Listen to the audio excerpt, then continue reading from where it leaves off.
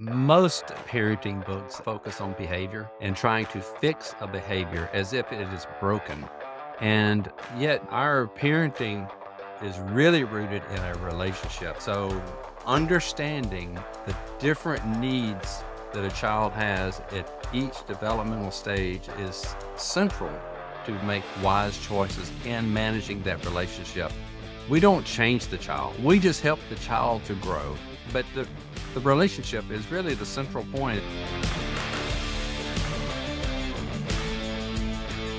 Welcome to the Be Unbound podcast. My name is Jonathan Brush. I'm your host, along with David Rethemeyer, who is our producer, co-host, and make sure everything works person. And today, we're pretty delighted to be to share this interview that David and I just completed, actually, with Roger Smith. And I think to start this out, we talk a little bit about Roger at the beginning of the interview. David and I talk a little bit about his influence on my life and the life of Unbound. But to give you a little teaser about the kind of person that Roger is a medical doctor. And a few years ago, I was riding with him in the car. This was not too long after COVID had sort of waned a bit, right? And so I was just asking about that. And he said that, yeah, COVID came out and he was doing some of the initial research and some of the medical bulletins was coming out. And he said, this is the big one. This is the Black Death of our day. And so the next thing that Roger said is that he said, I packed a bag and I went to the office and I decided I would sleep there so that I wouldn't take anything home to Jan and to my family. And when I got to the office, I called my wife and said, I don't think I'm coming back. And when Roger says he didn't think he's coming back, he didn't mean he was going to be there for a week. He thought that that was likely the end of his life, that he would be treating patients until he caught the virus himself and then passed away from it. And Roger just said that, and just as matter of fact, David, as if you and I were saying we were driving down to the store to pick up groceries, something like that. And I think, knowing Roger, that's about as much thought as he put into it. And I don't mean that he didn't think about it deeply. I just mean that his sense of duty and his sense of commitment and his sense of calling and purpose are so strong that that was such an obviously logical thing to do that he didn't think twice about it. It was just, that was what the times were upon us, and that was the way he needed to act. And I think that you'll hear some of that character and some of that commitment to come through in the interview you're about to listen to. And so we're looking forward to sharing our discussion with Dr. Roger Smith. And just for anyone who might be listening, regardless of whether you are a parent or more in the young adult / student age demographic, I think he definitely has some very relevant wisdom to share on both ends of that spectrum.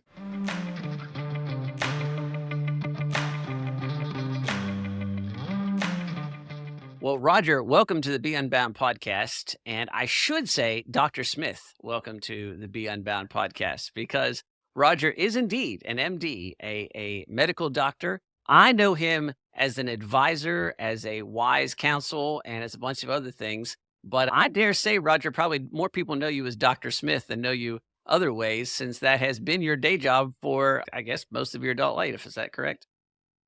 Since 1989, well, actually in 85, I got the degree, but my practice began in 89 after I finished a residency in the University of Kentucky. So that was the 4 years. The 4 years I spent in Lexington are the only 4 years I've lived outside the state of Louisiana. So, and after returning here, started a practice and been at it ever since. Well, I know Roger, and I should just tell our audiences to begin with. I met Roger several years ago. I've known him a little longer than that, but I really got to know him several years ago. And after a couple of years of meeting him at a retreat that we both attended, there was, I guess I'll just tell the story this way. There were a series of scandals that kind of rocked different parts of the Christian world. And I was just looking at that. Unbound was kind of getting a little steam under it. And I thought, I think those people that had those scandals, they didn't set out to destroy their life. They made a mistake at some point that didn't seem like a big mistake and was. And I just I wasn't feeling like I was about to put my life off the rails, but I just thought, that's probably the point. People don't actually think that.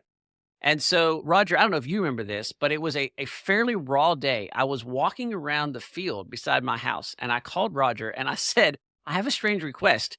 I'd like to know if you'd be sort of an unofficial board of advisors for me. And mostly I just want you to watch from a distance. And if I look like I'm doing something stupid, I want you to call and say, you knucklehead, what kind of idiotic thing do you think you're doing? And we kind of talked about it for a while. And Roger was like, what exactly are you asking? I was like, And I think he said, "Are you planning on doing something stupid? Are you doing something stupid?" And I said, "Probably, but not anything scandalous I know of right now." I just think that there's one little step place early that kind of leads to another and to another. And I think I need to find somebody who's wise enough that I would trust to say, "Hey, dummy, stop being an idiot." And Roger, I think somewhat bemusedly said, "Sure, I'll do that." And then not long after that, we also asked Roger to be on the board of Unbound, which is kind of a way of saying I asked him to be my boss along with some other fine people. And so I just want to kind of tell our audience to begin with here that that's the kind of person that Dr. Smith is, somebody that you look at and say, that's some wisdom that if at all possible, I'd like to have in my life. And it's been a huge, incredible blessing to me to have Roger be able to play that role. So Well, thank you. It's an honor to have you on here today. yeah, it's certainly been an honor to be a friend, and that means saying what you think about things, That's So, right. but I remember that day that I had the question and said that in my mind I was thinking, does Jonathan really want to know what I'm thinking, or is he just being polite here? Yep. Yep. I said, no, I really want to know. So that's had some, yeah. Rogers shared some things with us not too long ago. Roger said, this Unbound thing sounds really great, but I have no idea what you guys are doing. And I came back from that meeting. I called our team and I was like, look, there's a situation where if the guy that sits on your board says, I'm not sure what you guys are doing, we have a definite communications problem. And so it's job one now to figure that out. But that sounds really simple.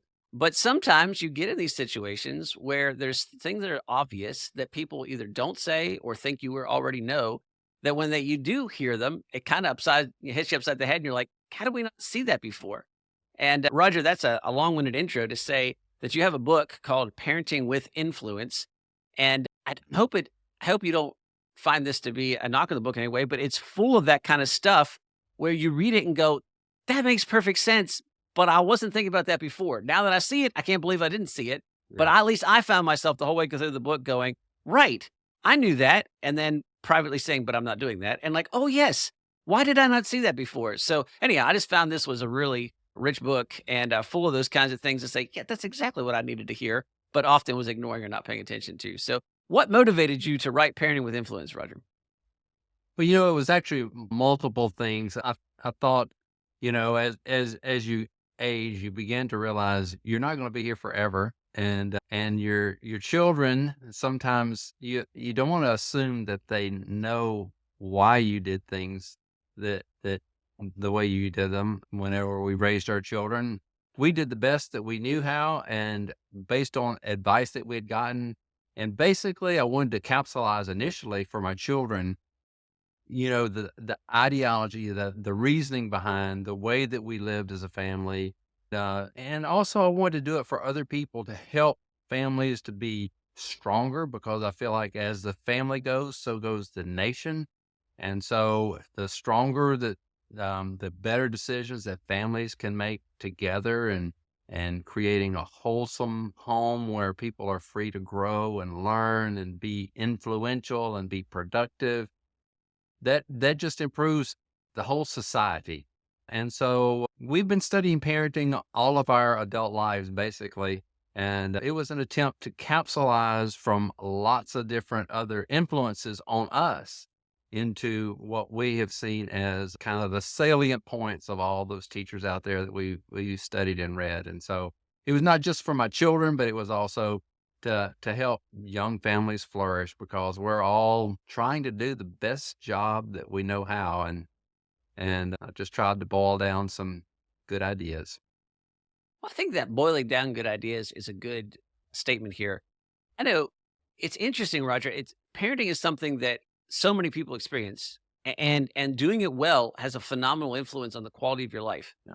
But almost any subject, somebody says, "Hey, do you have some books you can recommend on that?" And I've got a dozen books I could recommend. I have 2 dozen books I can recommend. But when it comes to parenting, I have a short to non-existent list, and a lot of books that I've read really either are so loose that it's kind of like there's nothing really here. I think it's kind of mostly fluff or idealistic type stuff, or it's very rigid. And I think, well, I'm really glad that worked for your kids, but I don't have kids that look anything like that. In fact, Roger, I sometimes tell a story. We have 8 children now with some foster kids that we are taking care of at the moment. But I say, one kid, I was like, hey, we're not bad parents. And at 2 kids, I'm like, we're pretty good at this. At 3 kids, like, man, we should teach classes. And at 4 kids, I was like, actually, there's some things we didn't know. And at 5 kids, like, there's a lot of things we didn't know. And at 6 kids, it's like, I know nothing at all. So, like there was, even in my own family, you would think that would be some consistency. And yet, parenting styles and strategies that worked with child number 1 had no impact on child number 6. And honestly, when child number 7, which is a foster child, it's completely out the window. We've had to Right. kind of redesign the book. So I think that what was interesting to me about your book was that it wasn't full of rigid rules and it wasn't fluff, but it did have some core principles that kind of some Right. stuff stemmed out of. So yeah, when you say you boil it down to those ideas, what would you say are the central ideas that you're trying to get across in the book? Well, most parenting books out there, then you made reference to a lot of fluff, and most of them really focus on behavior Hmm. and trying to fix a behavior as if it is broken. And yet behavior comes out of a person based on the factors inside them. And so we can't use behavior modification techniques. That's what the world is trying to use, and it's just not effective. It is manipulation. It Behavior really is modified his technique. basically just manipulation. And our parenting is really rooted in a relationship. And so what we try to explain is how does that relationship, what does it look like in every stage of development for that child? And so understanding the different needs that a child has at each developmental stage is central to being able to make wise choices in managing that relationship. And in managing a relationship well, the growth process is facilitated. We don't change the child. We just help the child to grow. But the relationship is really the central point. And that's kind of the principle that this book is built on. And the subtitle is moving from shifting your parenting style as you and your child grow. And the thing that really has to shift is we started trying to control everything, and we do need to have some control, but we've got to move from control to a different type of relationship. And that's what we say is the influence part of it. And too many times we see parents struggling with their teenager. They're just constantly fighting. Well, they're fighting over control that really the parent doesn't have anymore.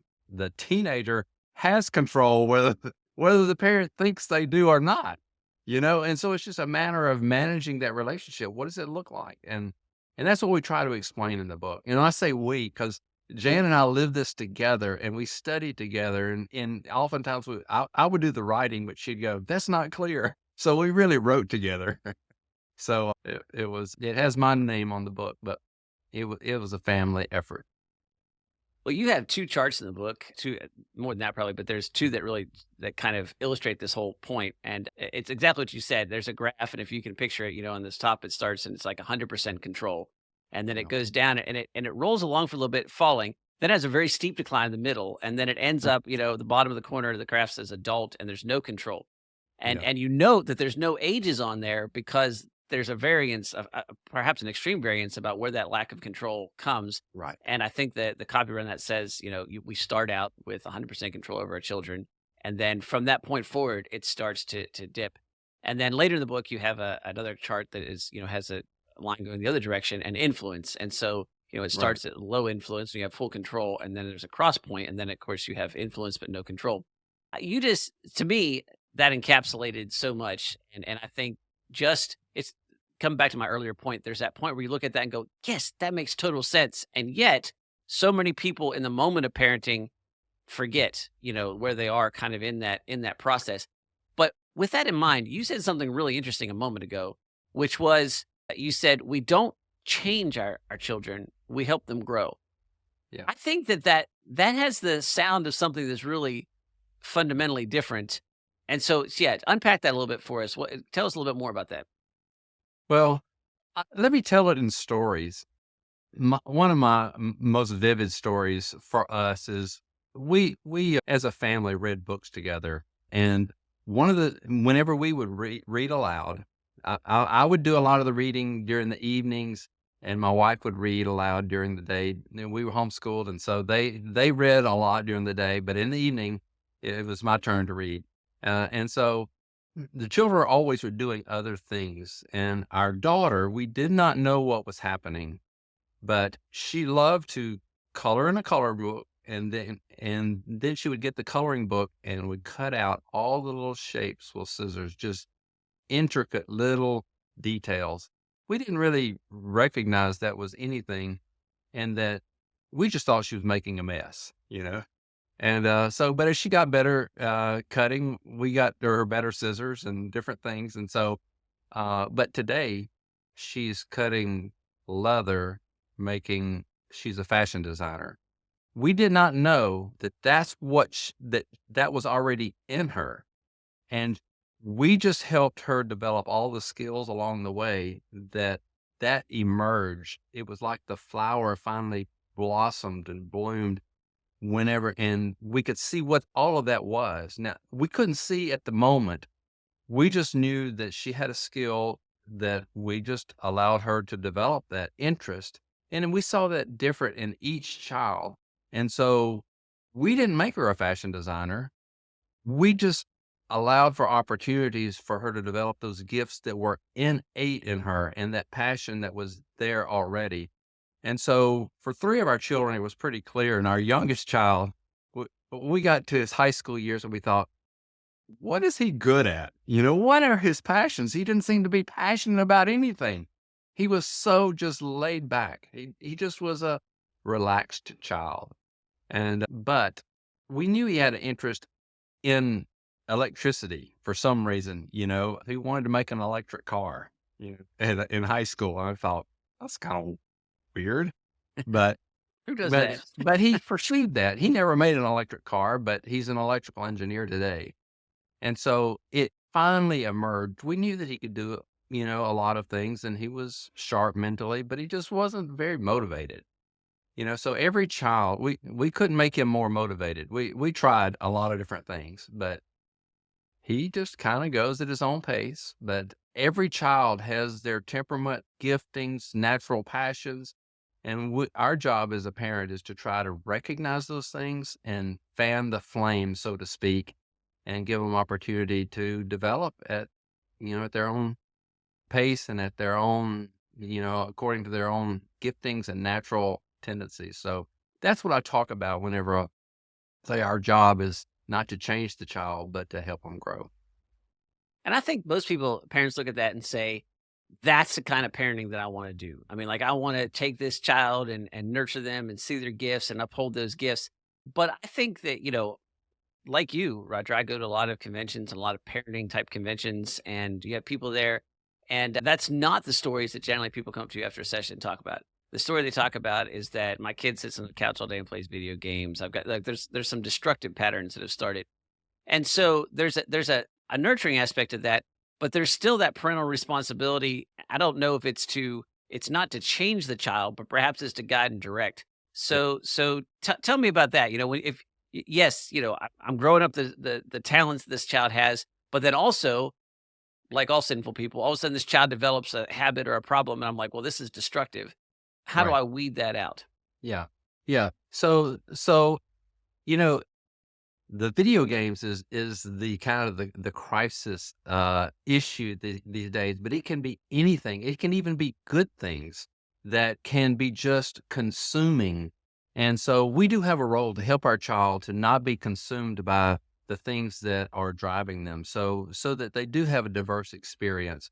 And so sometimes it means taking them with you to the hardware store when you're going. So have one jump in the car with you so it breaks the cycle and it's not a struggle. Like, turn that thing off. You can go, hey, come with me. Let's go do this, that, and the other. And uh, along the way, they experience things. So it doesn't have to be something major like taking the whole family on a camping trip. It could be that, but it's those little things along the way of, I'm changing the oil in the car. Come help me, and I want you to do it the next time. Watch me this time. You do it the next time.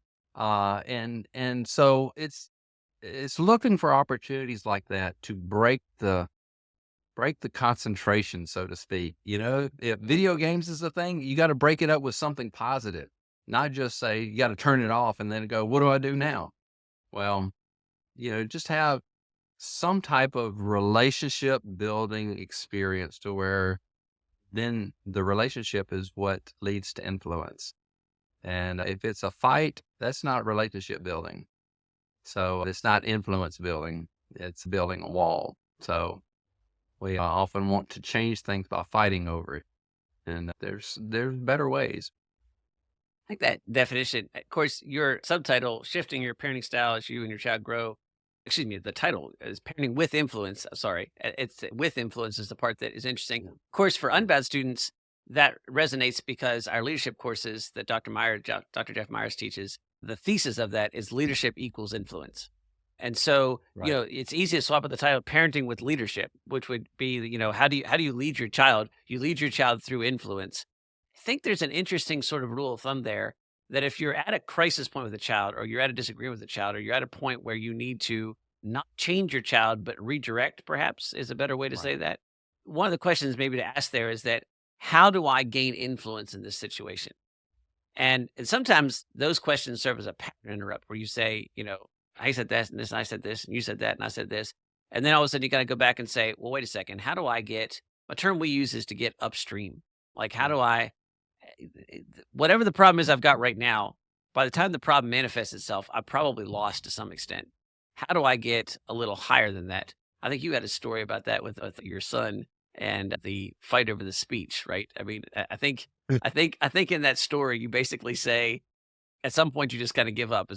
Maybe you should tell Yeah, everyone how that I goes. So realized I was going to try to manipulate this child. He was 13 at the time, and of course, that is in the what I call the free fall period, where you're losing control so fast that whether you realize it or not, when at 10 you start feeling the sense that they are making their own decisions and that they're wanting to do some things a little differently, or they don't necessarily agree with you on certain things, but man, it starts taking off at 11, 12, and 13. And there I was staring my 13-year-old and eyeball to eyeball saying, "You're going to practice this speech." And and inside he was saying, "You are fooling yourself." And I realized that I was I thought I had a little bit more power than I had, and he had me in checkmate. And I just finally had to say, okay, I realize that you are as prepared as you want to be for your presentation tomorrow, and that's fine with me. I'm here to help you. And so he didn't want to practice it. He was ready. He did as good as he wanted to do, and I had to be okay with that. And because I wasn't, my job wasn't to conquer him. My job was to help him. And when didn't want any more help, then my job was done that night. Yeah. I finally had to knuckle under and go, okay, I cannot win. I cannot win that battle. I can win being a helper. well, And that that last was part, yeah, that's the important part, right? I mean, because I think if people hear that, there is some parenting instinct that says if I collapse here, it's going to be Katie bar the door, right? Like this is going to be one loss and a whole campaign of losses that's going to come after that. But I think you recount in the book, and you're saying right here that conceding was in some, and I don't correct me if I'm wrong. Conceding in some ways was a concession that you had lost control, but almost a reinvigoration of your desire to gain was influence. Is that correct? exactly. It was the time when I realized influence is the call of the day, and so now whenever I see teenagers embroiled with a conflict with their parents, or really let me turn it around, parents embroiled in a conflict with their teenager, I really encourage them to stop and say and have conversation with the child, whatever the issue is, saying, help me to understand why this is so important to you. Help me to understand, says, and really, really want to understand. It's not manipulative language. You can't use those words to manipulate, but really to stop and say, let's talk about this. I see that you don't want to go this way. Here's, you know, if you want to hear what my concerns are about it, I'm ready to tell you, but I sure would like to hear yours, and understand, because I'm missing something here. And that's kind of scary to do. It's scary to let your guard down and say, I don't have all the answers. I want to understand. Teach me something here. And really be genuine. And that is key. You can't just use the words to try to, manipulate the situation. You got to really seek to understand. And only through that will you begin to have the kind of relationship where they'll go, I'm thinking I'm making a mistake here. What do you think? And that's what we really want. We want them to be able to come to us with seeking advice. And I relate it to, how in the early years of Little League Baseball, T-ball, the coach is right out on the field, almost playing the game with them, running along and saying, run here and turn here and go to this and throw the ball over here and helping them. But at every succeeding year, the coach gets further and further from the play. The next league, he's, on the sideline shouting, and then he's in the dugout. And then, in the professional ranks, they're up in the box, the press box, and they're giving advice down to the players on the field. And that's kind of like parenting, is that we are further and further and further from the actual action that our players are making more of the decisions on the field. And we've got to pull back and actually woo them in. And that's a relationship thing. And so we talk a lot about that in the book, as to what it can look like and how do you move from one stage to the other. You don't just jump in at the deep end. If you don't have a relationship of influence, you can't just say, okay, well, I'm going to just stop all my antics and move over to the end. There are some ways to try to help move through. And so hopefully it's a helpful book. My favorite chapter though, is the last chapter. And it really is so rarely talked about in parenting, and it's the whole idea of inspiration, inspiring your children. And so much emphasis in the parenting books is on controlling your children. And that only works for a little while, in those very early years. And we've got to learn to inspire our children. Well, Roger, I know that in addition to somebody who cares a lot about parenting and has obviously put a lot of thought into it, that you play a lot of roles. You have leadership positions with Unbound and with a lot of other organizations. You are still a practicing medical doctor. And I suspect I don't know half the boards, organizations, and things that you're involved in. And so I'm curious, what you're saying for parenting, it's not just a parenting thing. And so No. how does this go back and forth? How much of the experience that you got in those leadership things related to your parenting, and how much of your parenting has related to your leadership in those organizations? Well, you already made reference to really the premise of parenting. And when you talked about your leadership training, and that leadership is influence, nothing more, nothing less. And my oldest child had natural leadership tendencies, and someone pulled us aside and said, you need to take this guy to this business leadership conference. He was 13 at the time. We began learning along with him leadership principles, and it was pivotal in our parenting, because leading children is parenting. But yet leadership principles transcend whether it's parenting or whether it's in the business world or whether it's in organizations, in your church.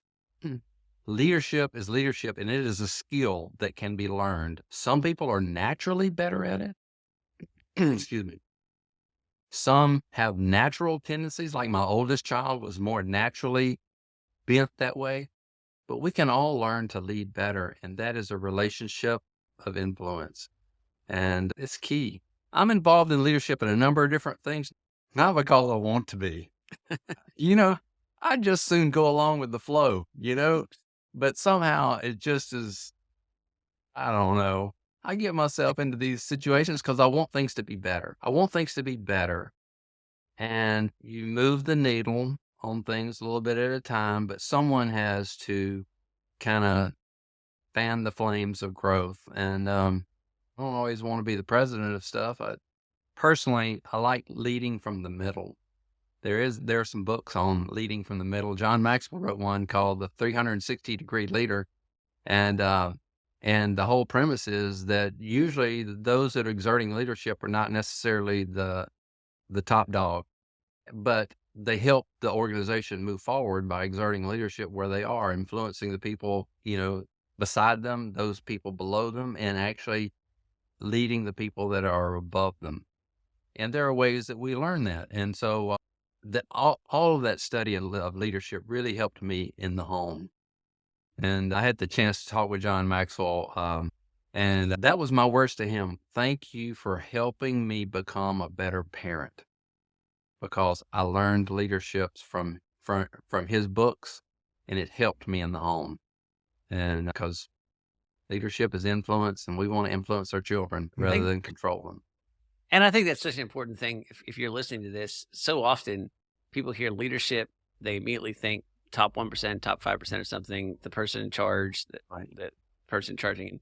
And I know even in Unbound, it sounds corny to say we have a company full of leaders or something like that. It seems like some sort of thing you post on the wall.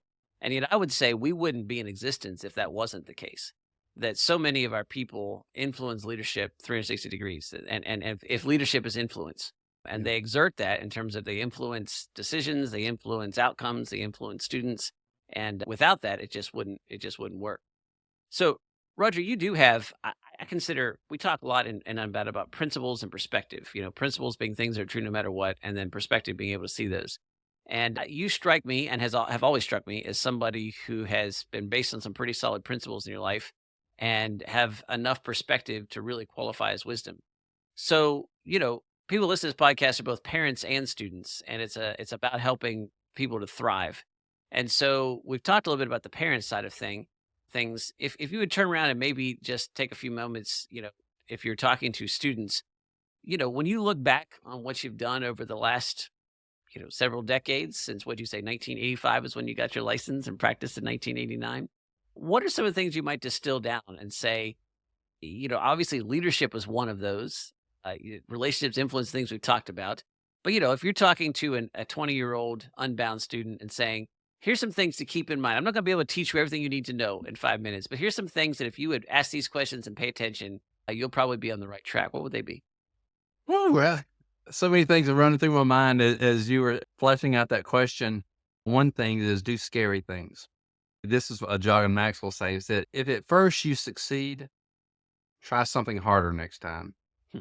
And, if we're going to grow by reaching things that really challenge us or oftentimes frighten us. And we go, I really see that I would like to do that, but that scares me. Well, go for it. I mean, you've got to overcome the fear of failure, and because failure is never final. So that's a mindset, is that if you never fail, you're not trying enough hard stuff. And you grow. And the thing I wanted to say about that is that we need to have a mindset that we are constantly needing to grow. We never have arrived. We never will arrive. It is a lifestyle of always climbing the hill. And that means that we're going to be constantly learning. We learn by different avenues. We learn by reading. We learn by listening. We learn by watching. And so our antennas always need to be up, of looking for something to learn. And I've recently said that you've been preparing all your life for tomorrow. You don't know what tomorrow brings, but all of your earlier life has been preparing you for tomorrow. And so it's that mindset of I'm growing, and I'm growing for a purpose. So some people do not read well. Some people do not enjoy reading, but audiobooks is the great invention. Podcasts, audiobooks, you can listen while you're riding a bicycle, now even while you're swimming, so we have the opportunity to learn at a very rapid rate, and let your passions follow your passions. Let your passions give you some direction as to what you should be learning about. And then try to learn about things you're really not interested in too, because that gives you, some appreciation for other people. So go someplace, go to some concert that you go, I don't like that kind of music, but go with somebody, whether it's a symphony or whether you go to country music or whether you go to a rap concert, do something that gets you out of your normal traffic pattern. because there's a lot of benefits to that. You meet people that you would have never otherwise met. You will learn something. You will begin to appreciate something that you go that's junk. But there's something to gain in every genre of everything. So we don't learn in our comfort zone. So those are some things. That's just kind of general rambling, but it's really a mindset of always learning, always being willing to move forward. And it's scary. I'm by nature an introvert. People are often surprised to hear that because they see me in the public specter a lot. But that's my uncomfortable zone is, the conversations in public. And my wife has never met a stranger, but everybody's a stranger to me. Well, Well, go ahead, Roger, Dave. one kind of common theme that I've noticed through pretty much all of what you've been talking about is just that we tend to have a very rigid set of expectations as far as what we think success should look Yeah. like. And I just found that very interesting in both the concept, the just areas of life in general and whatever goals you might be looking towards, but as well as parenting. 'Cause I'm not in a stage of life where I'm looking at parenting as of yet, but I just found it interesting to hear that that's just pretty much universally true in just about anything that you're passionate about. And that includes parenting, and how it's very beneficial to not think of success as one specific set of outcomes, but that it comes with Right. a lot of failure and a lot of different ways that it can manifest that you don't expect at the outset.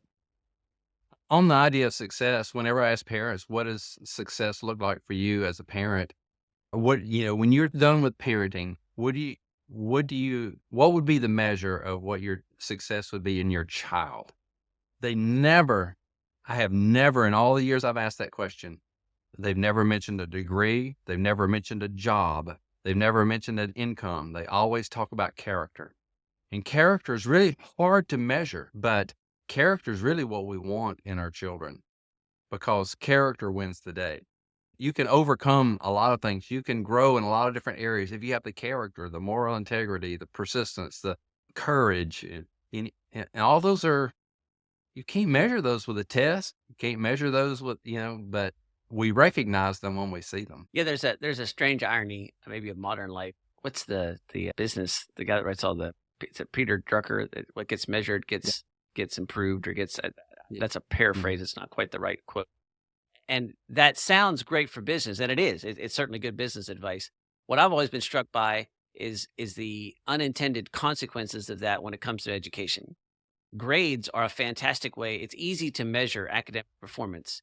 And so consequently, as a parent, it's very easy to then equate that with character development. So, it's easy to measure academics. Academics therefore become the thing that's most important. That gets improved. And then the measure of everything becomes degrees and GPAs. And then not only is that a poor way to measure and doesn't measure the most important thing, but also when people get to the real world, it's also there's those measurements fall away. It's unless you stay in Right. education, there's a whole different set of metrics, and it's a helpful thing to kind of keep in mind that maybe it's unfair, but the reality is it's the intangibles of your parenting that will be far, far, far more influential and have far more worth than the tangible things that are easy to put numbers Right. and grades on. Well, Roger, it was fun to hear you say those things in terms of advice. I was thinking we have a T-shirt that's one of our more popular ones that says "On the other side of fear." And it says failure is an option. And at our base camp event, we actually spend a lot of time talking about how those things are connected. And then for those of you who've listened to the podcast for an amount of time, our adult learning framework, which starts with ask, which is, to ask questions is kind of the beginning of that. And it was fun to hear those things echoed in some of the things that you said there, Roger. So, well, thank you so much for your time and for your expertise. And thank you, our audience should know that there are things that would not be working and would not be working as well, and probably mistakes that we would have made if Roger was not part of the Unbound family here, and his influence is significant on us. And so we're certainly grateful for that, and it's fun to get a public way to acknowledge the debt that we owe to Roger and to Jan. And so thank you for all that you've done that makes Unbound possible. Certainly, I cannot endorse. It's the only book on my parenting list. It's the only one that when people ask me, I was like, well, if you're looking for a book, and so it's Parenting with Influence, Shifting Your Parenting Style As You and Your Child Grow by Roger Smith, MD. I bought my copy off of Amazon, and so you can get it there. Roger, is there a better place that you'd like them to go to find it? Yeah, I prefer getting it from my website because Yeah. it comes straight from my house, and I can include little things in there with it. So rogersmithmd.com is the best place. You certainly can get it on Amazon, but rogersmithmd.com, there's a link right on the website to get the book, and I will send it right out to you. That's a better way to do it. Also, Roger, you have a podcast of your own, and so what other things would Sure.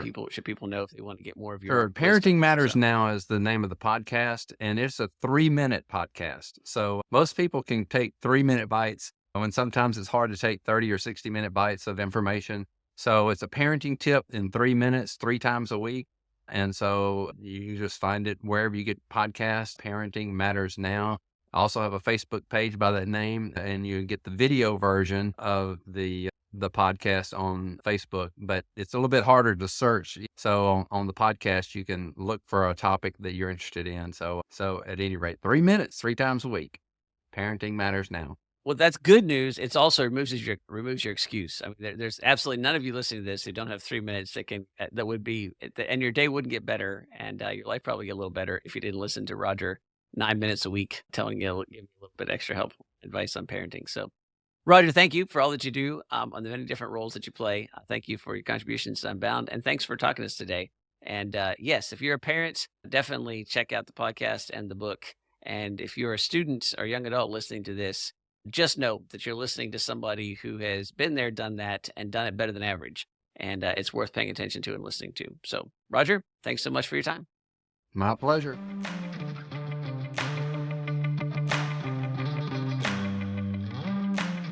All right, David. Well, we've just finished our discussion with Roger, and it didn't disappoint, right? He had a lot of stuff in there. Roger is kind of the master of saying things that I think, well, that is really profound, and I should have known that.